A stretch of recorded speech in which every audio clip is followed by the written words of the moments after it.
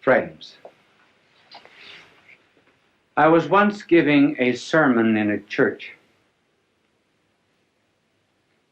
and a woman got up with her crying child, really shrieking, and left the church, and I said, "Madam, it's all right." So the child isn't bothering me. She said, "I know, but you're bothering the child."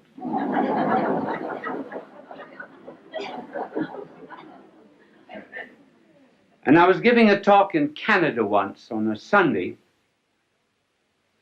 and I noticed that in the theater, there were a number of people, men, taking up a collection. And when they finally came up to the front row, where I could see them very well, I leaned over and I said to one of them, I said, "What's the idea of taking up a collection during this lecture?"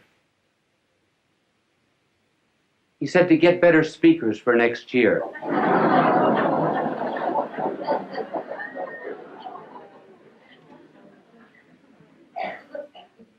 So I am not presenting myself as a model to you on how to talk. It's just merely that there have been so many letters coming to me asking me to give a few suggestions that I will give them to you. They are only personal. They may not apply to everyone, but I will give them to you for what they are worth. If I can talk now, I certainly couldn't always talk. There came a turning point in my life. It was in college when I was a freshman. I was on the debating team, which was in the college that I attended a great honor because they put a tremendous premium on debating. I thought I was good because, after all, I was picked as a freshman. I had to be good. And the night before the debate with Notre Dame University, the coach of our debating team, Father Bergen, called me over to his office, and he said, "You are the worst talker we've ever had in this college." Well, that was a terrible shock to me.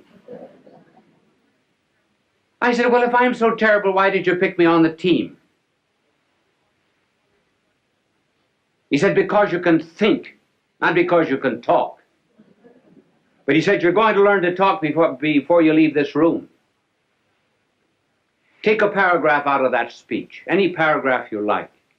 I remember we were talking on the Merchant Marine. I'll never forget, the paragraph began, "I think it needs no argument to prove," and so forth.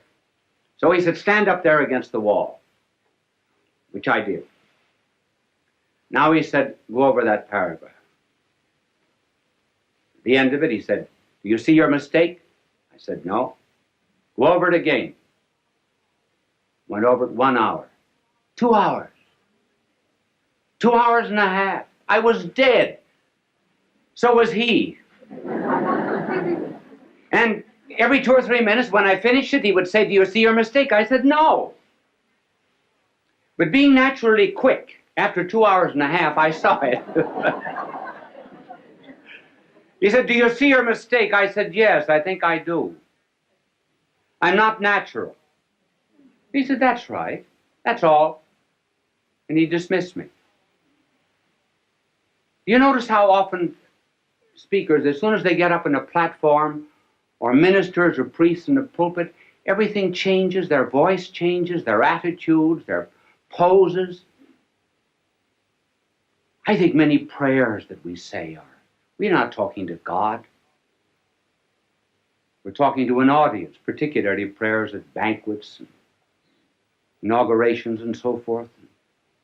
And we put on artificial poses. "Oh God, we ask thee to send down upon us thy benediction, thy blessing upon the sailors who are at sea, the merchants at their counting table, the lawyers at their bar." Well, that's not the way people talk. So, being natural and preparing a talk, what would be some suggestions? Now, the way I prepare a talk is not perhaps the way everyone would want to do it, but I can only give you my way. In order to prepare a talk, one must do a tremendous amount of reading. Each one of these telecasts of mine would represent between 20 and 40 hours of study. When I get through, what have I got? Nothing but bits of yellow pages. I think I have one in my pocket. But before I show it to you, I will tell you what I do. I study, I do research, and I begin to understand the subject. Then, when it gets into my head, I begin to write out points, generally just 3 or 4 points that I'm going to talk about. I will only write out the heading. And then I will tear up the paper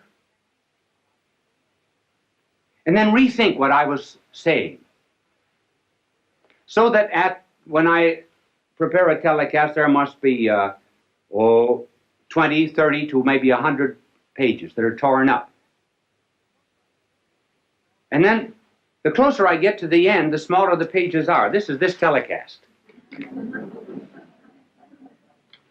And I brought it out here, not because I'm going to refer to it, but just simply because it shows you the points, how small the points are.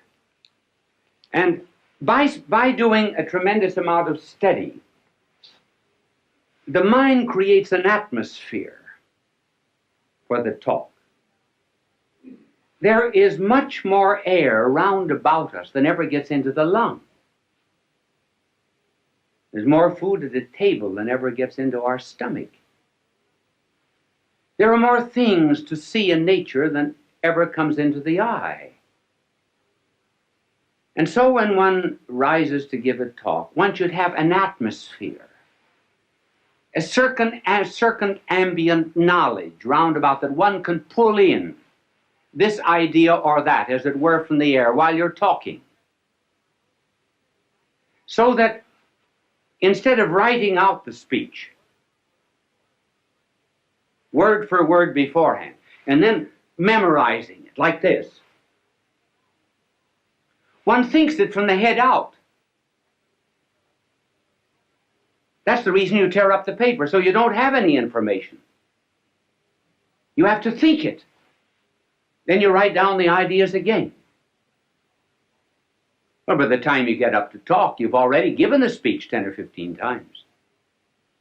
And incidentally, it isn't a bad idea sometimes to talk out loud. If you can find a place in this day and age where you can walk and talk out loud without being counted crazy.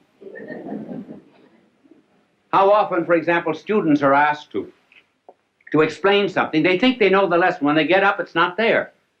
And why? Because they were consecrated and dedicated to a dead page. Never went through their mind.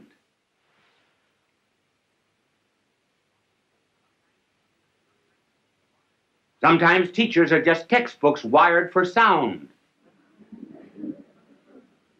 And studying is nothing but what is in print, passing from the mind of the book to the notebook of the teacher, or rather from the notebook of the teacher to the notebook of the student, without passing through the mind of either. Now, this method of preparation is hard. It's very much easier to write something out and then to learn it than to do it this way. Sometimes if you do not feel well when you're giving a telecast or a lecture, thoughts do not come. You cannot always recall exactly what you had in your mind. But at any rate, there's a spontaneity. That's what people like. Even the mistakes you make. Now, one of the reasons, for example, why people like to have me draw is because everybody in the audience can draw better than I can. They feel they're far superior, and rightly so. So if I make a mistake in talking, fine. That's good. They say, I could do it just as well as that. And they can. This method, while it's harder and is a wonderful preparation for for absorbing knowledge has difficulties. One difficulty is that there are some people who give speeches who must write them out. For example, the President of the United States has to have his speeches written because every word is important. Then, too, there are some things that are not worth learning.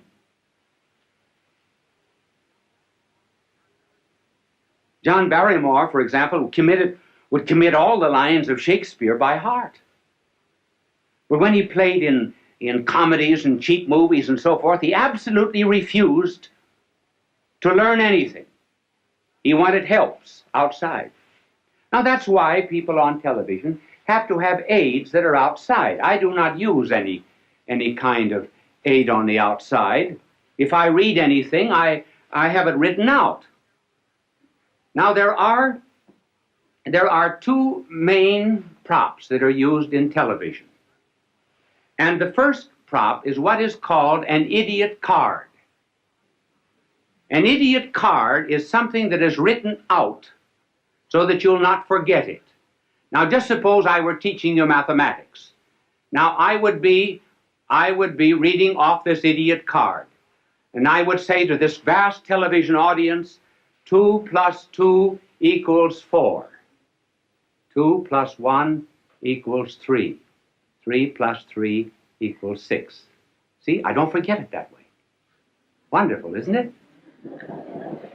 Now, you can... thank you for the idiot card. It was not an idiot that held it. It's only the card that's an idiot. And it's impossible for people who are constantly appearing, for example, on television, to study their lines or their commercials. And so they have to have them written out on these cards. But you can always tell, if you just look closely at anybody who's using an idiot card, this is generally the way.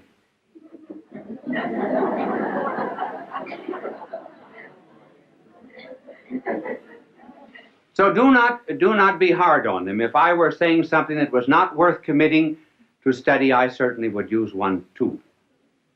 Now there's another prop which is better. And that is what is called a teleprompter. And a teleprompter will have a whole speech on it. For example, when you hear people giving speeches on television, 999 out of 1,000 are using a teleprompter if they do not have the paper before them.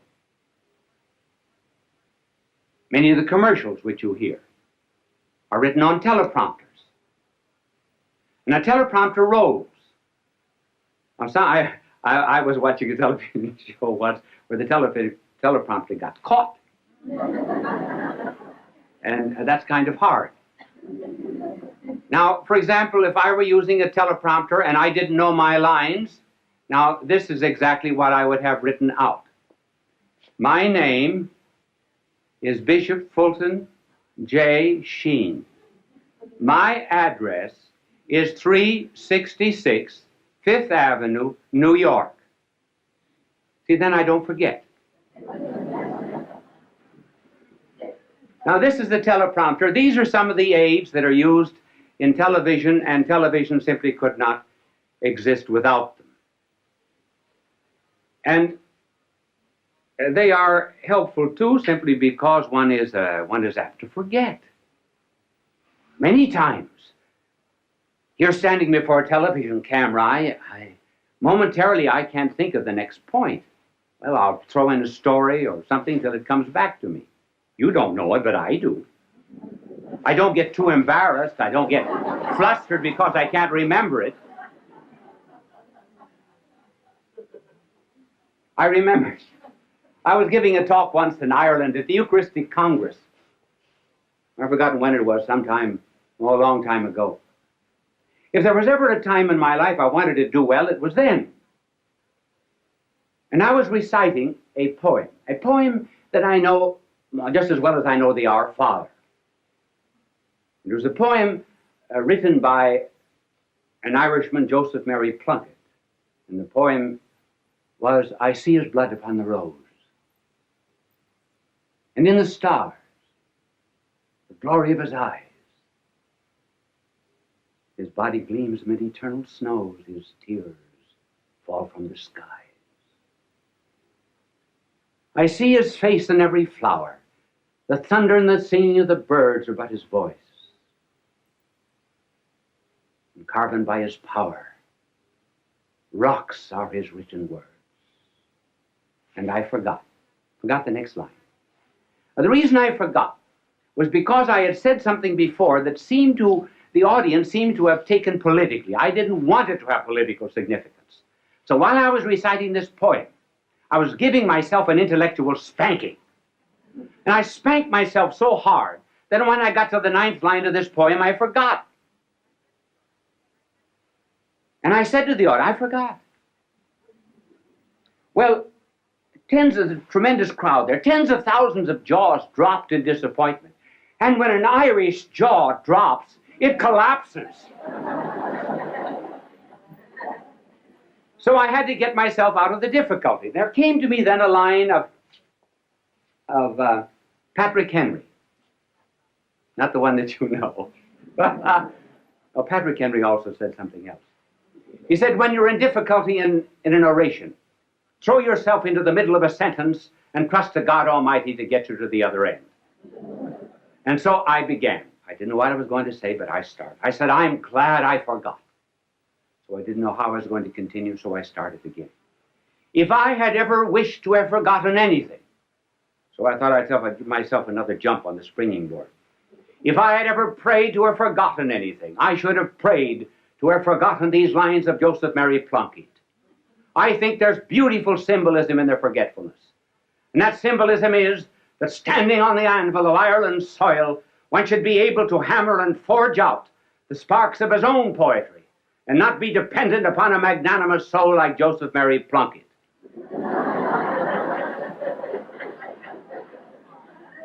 I got no credit for it afterwards because the audience said that was a great trick, pretending you forgot.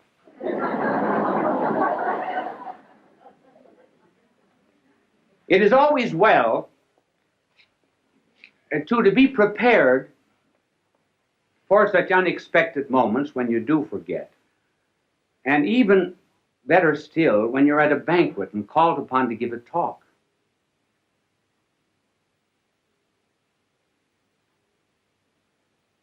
And you have to begin with something that is not too heavy. In fact, one should always begin with something that's not too heavy.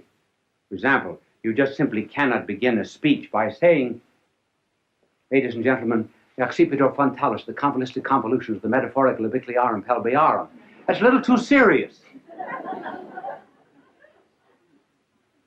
You have to start with something that's common to the audience. Now, I think the best story of all for being called upon to talk without preparation and unexpectedly was the delightful story of G.K. Chesterton. He was called on, and he said, during the days of the persecution of the Christians, 2 Christians were out in the Colosseum. And some lions that had been released for 12 days, has been starved for 12 days, were released from their cages. They bounded out across the Flavian sands, were about to precipitate themselves upon the poor Christians. When the Christians reached out their arms, put them around the lion's neck, and began to say something in the lion's ear. Well, the emperor was furious. He came for blood, not comedy, because the lions went back again to their cages without touching the Christians. So the emperor, being furious, ordered other lions that had been starved for 4 weeks released. They bounded out after their prey, were about to precipitate themselves upon the Christians, and the Christians reached out their arms, put them around the lion's neck, whispered something in the lion's ear, and the lions left them and went back again to their cages. The emperor sent for the Christians. What are you doing to my starving lions? Nothing. Nothing but whispering something. But what do you whisper? The Christian said, we say, after this meal, you have to give a speech.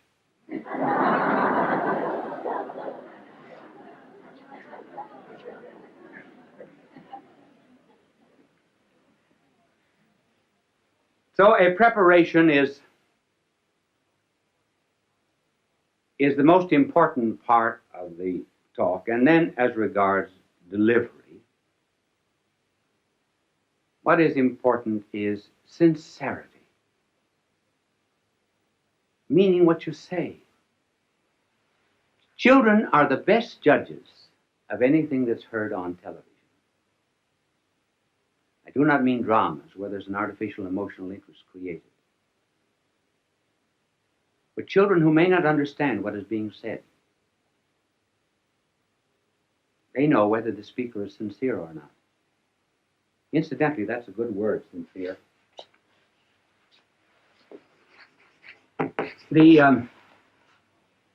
When the Romans put up their many marble columns in their temples and their courts, they sometimes would find marble that had a flaw in it. So they would fill it up with wax and cover it. Wax in Latin is cera. If they found a perfect marble that had no need of artificial filling, then it was called sine in Latin, means without wax, or sincere.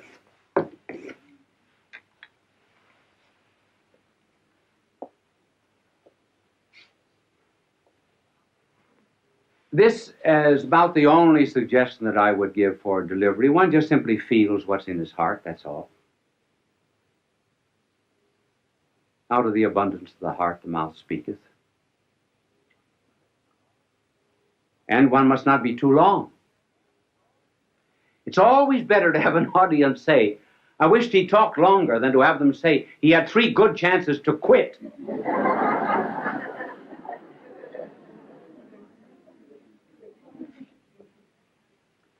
And then in the communication of any idea, the secret of a good talk is the secret of fire. Fire has 2 qualities, heat and light.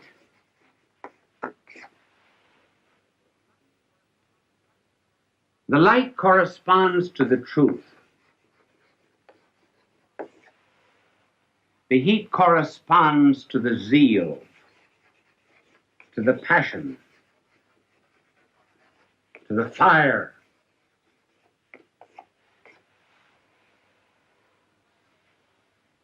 And the fire and the passion come always from the truth.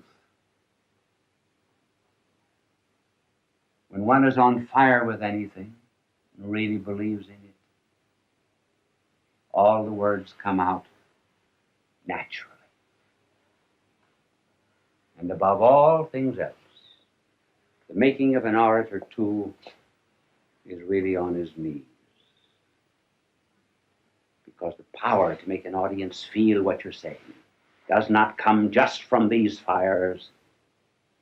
It comes from fires that have been stolen from heaven and given to the speaker. This is influence. This is power. Fulton J.Sheen is indeed a man for all seasons. He walked a paced beat, allowing us to glimpse his nature and ponder its worth and to enjoy its presence.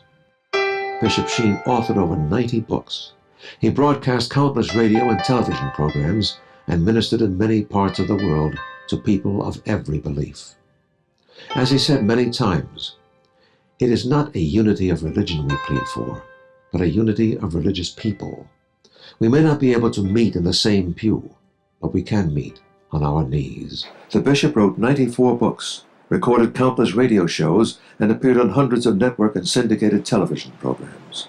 His legacy is a treasure of joy that transcends time and helps us to believe that truly life is worth living. Really, was because of this incident.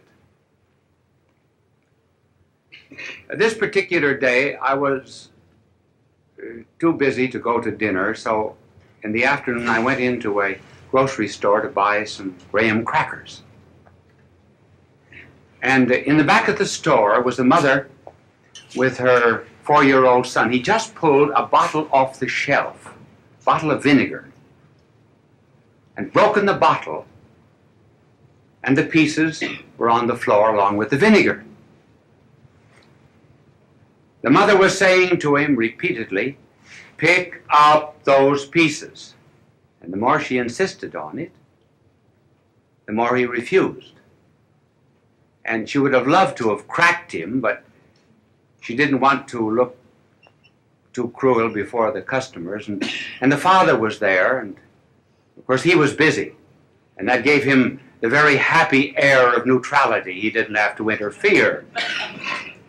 And finally, the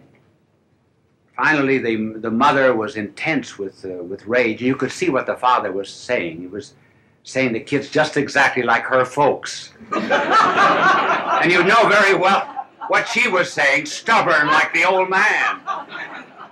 And but in any case, she finally picked up the kid like a rag doll and went off the premises with him. And so it set me thinking and brought the subject of this telecast. Who won? The child or the mother? The child didn't pick up the pieces. He was weak, but he had resort to tears, which is always the last resort of weakness. She was strong, but did she win? Well, she resignated a certain amount of power, but she had to do it. And that got me thinking about the strong and the weak. And it was put very well by a European doctor, Dr. Jean de Rougemont, who said, if I am stronger than my neighbor, I despise him. If I am weaker than my neighbor, I fear him. If I am equal to my neighbor, I resort to subterfuges to escape obedience or to assert my superiority. So that brings up the problem, how are we going to solve this tension between, well, the rich, the poor, the educated, the uneducated, and the strong and the weak? For example, when the rich help the poor, perhaps they're obsequious, and then the poor are humiliated. Learned people are impatient with those that are ignorant. And the ignorant people, too, are humbled very often when taught by those that are wise. So what's the answer? Well, the answer is caring. Now, I'm going to try to tell you what caring is, but I'm going to do it, first of all, in an abstract way, so you'll think I'm learned. Then we will give examples. And it is this. The strong must feel their weakness.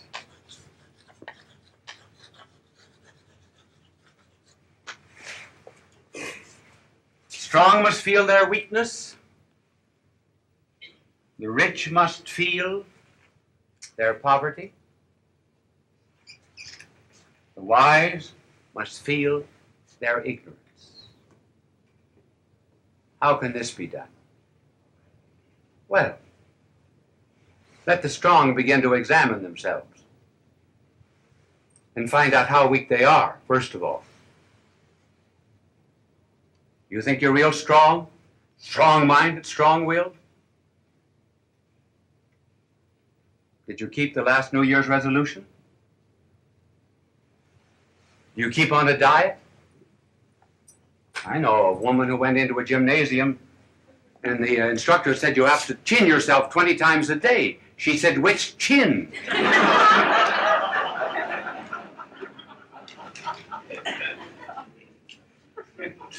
And so we just, the strong must ask themselves, have I been able to overcome certain habits, for example? When cocktails are free, can I resist the third?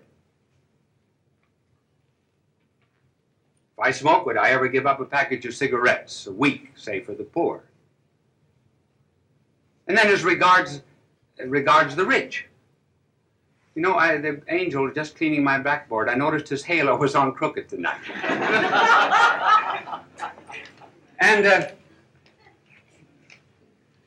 then the same is with the rich. Let them look into themselves. They really are poor. What virtue have they? Charity? Justice? When they examine themselves, they find themselves on the inside really nothing but rags. Oh yes, they've got something in their pocket. And the wise? They know all the books, yes. But do they know the meaning and purpose of life? So, just as soon as a strong man begins to feel his weakness, then you have a decent kind of equality. Then it's not based on law. It's not based on legal fictions. It's based really on caring and on loving. Notice how that comes out when a person has to have an operation. Go before a doctor. One doctor will say to you, you'll have to have this operation. It's rather serious, but you'll be in skilled hands. Do not worry. And another doctor will say to a patient, I had that operation. I came through it. Immediately there's a rapport, a relationship, a likeness, an understanding. No superiority. So there need not be in this relationship of caring any such thing as Pharisaism, moralism, looking down the nose at anyone, simply because one really cares. Now let us apply this to ourselves. We say, well, how can we do that? How can a strong man begin to feel his weakness and so forth? Well, and how can I act toward others in that charitable fashion? Well, let us begin asking ourselves, aren't there moments when I hate myself? I know that I'm rotten on the inside. The water cooler in the office. I complain and talk in a nasty fashion about someone. Looking back over my life, it's been spoiled. Weakness, things to be hated, but I sure like myself. So when you go into a room, despite the fact that you've often said to yourself, oh, I hate myself for that, but you take the easiest chair in the room, don't you? When you go into a restaurant and you don't like a certain kind of food, do you order it? Though you hate yourself? Now, for example, I don't like chicken. I announce that every 2 years over the television in case I'm invited out to dinner. And this is about the time to announce it. I will tell you the reason why, actually. The reason is that when I was a boy, my father would send me out to a farm during the summer vacation and sometimes on weekends, and the farmer would give chicken dinners every time I went out, and I had to wring the chickens' necks. I rang, I think, in round numbers, 7,683 chickens' necks. So, but when I go into a restaurant, do I order chicken? No. Despite the fact, for example, that there are many things that I know I find very despicable in myself. Now, if I, who hate myself, find much that is lovable, if I, who know all of my weaknesses, and still take good care of myself, if I am that way to myself, why can't I be that way to my neighbor who's weak too?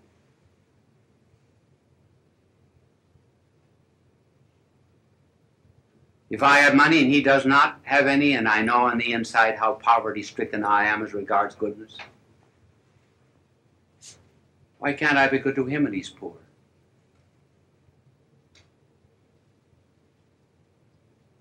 This is the basis of caring. Then I belong to the companionship of the needy, the fellowship of those that are looking for help. I'm not above them.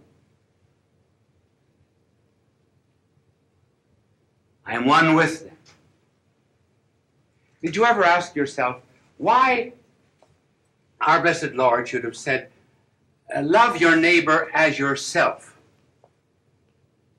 Why did he not say, love your neighbor more than yourself? Well, because if you love yourself, knowing really the way you are, then if you give that kind of love to your neighbor, you really are wonderful. You're marvelous. And then, of course, the greatest reason of all is, well, I'm loved by God. Therefore, I've got to love everybody else. I must not say, for example, God loves everybody, therefore God loves me. No. God loves me, therefore he must love everybody. So you see, the basis of caring is this real kind of love. And what a difference it makes. Here was a girl and a only child of a husband and wife who were always quarreling. She grew up unwanted, unloved, and she lost faith in fellow man. She even lost faith in herself. And so as a young woman, she was miserable and unhappy. And in the town was a rich young man who fell in love with her. And he saw beneath all of that rough exterior not a rhinestone in the rough, but a diamond in the rough. And immediately she changed. Why? She was loved. She was cared for. She had worth. In one of our leper colonies, there was a visitor said to one of the nuns who was washing the feet of a leper. He said, "Sister, I wouldn't do that for $1 million. And she said, "Neither would I." But she cared because she loved. She didn't consider herself above anyone in that camp. I heard of a woman who went to a mother and said, "I would give 20 years of my life to have 2 children like that." And the mother said, "That's just exactly what it cost me."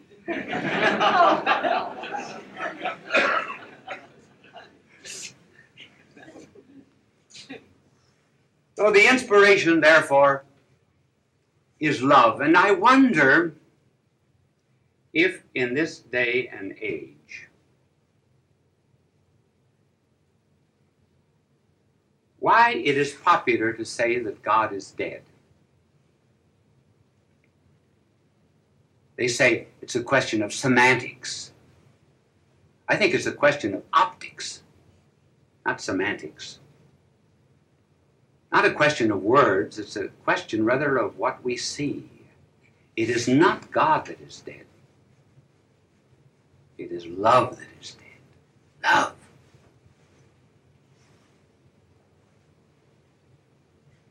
Just let any of these so-called scholars who say that God is dead go out and do a little loving. I do not mean necking, sexing, fornication, adultery, homosexuality. I mean loving. I mean caring. I mean having encounter with people. I mean realizing that we're not better than anyone else. But simply because we know ourselves better than anyone else, we know how base we are. And we cannot know nearly as much about them as we know about ourselves. Let them go out and begin to love in that way. Love their neighbor. Let them go down to some of the slums of Latin America. Go into the wards of some of our city hospitals. Go into the poor districts of a city.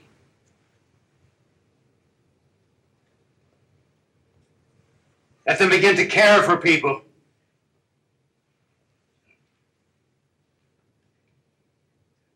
And then they will find out what love is. After all, if they do not begin to love the neighbor whom they see, how can they love God who is invisible, whom they do not see? That's the place to start. Start with neighbor. Start with the needy. And that was what was done, remember, in the parable of the prodigal son. No, the parable of the Good Samaritan. Here is a man going down from Jerusalem to Jericho, and he's waylaid by robbers. A priest and a Levite pass by. I hate to say this, but you know, it's said that one of the reasons why the priest and Levite passed by was they found the man already robbed.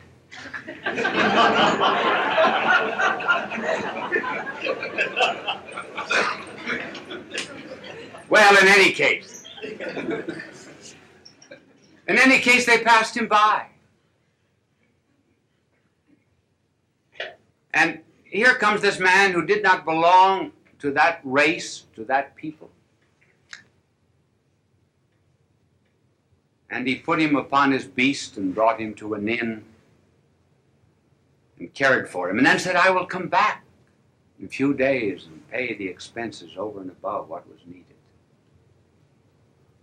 And do you know how that parable began to be told? It came from a question by a lawyer. The lawyer introduced the speculative question, who is my neighbor? And he thought that our blessed Lord would go into a long disquisition about who is my neighbor. So when it was finished, our blessed Lord said to the lawyer, now who's your neighbor?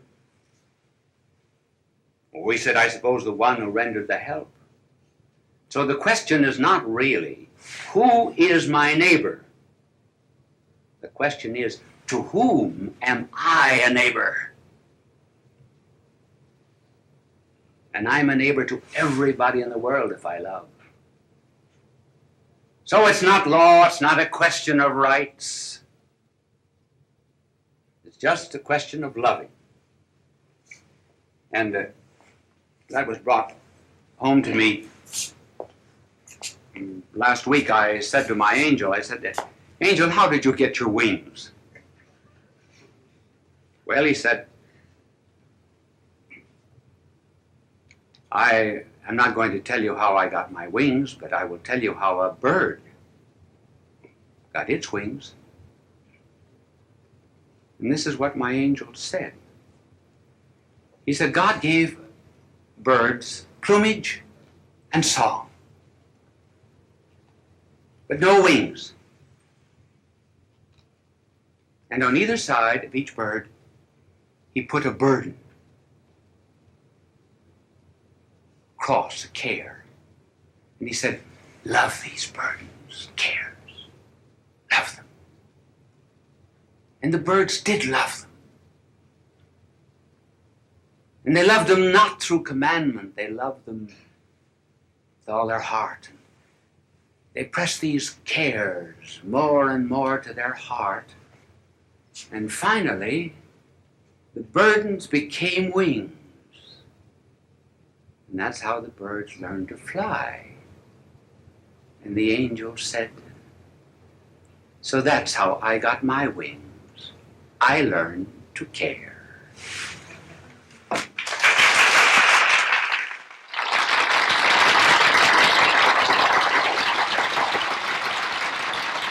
Bishop Sheen was a pioneer in Christian broadcasting.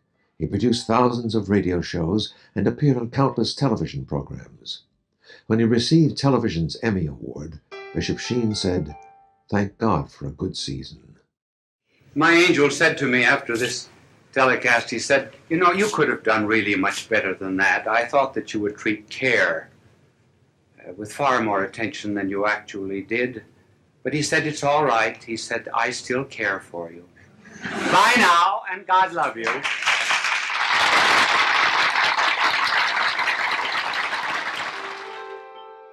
Fulton J.Sheen is indeed a man for all seasons. He walked a paced beat, allowing us to glimpse his nature and ponder its worth and to enjoy its presence. Bishop Sheen authored over 90 books. He broadcast countless radio and television programs and ministered in many parts of the world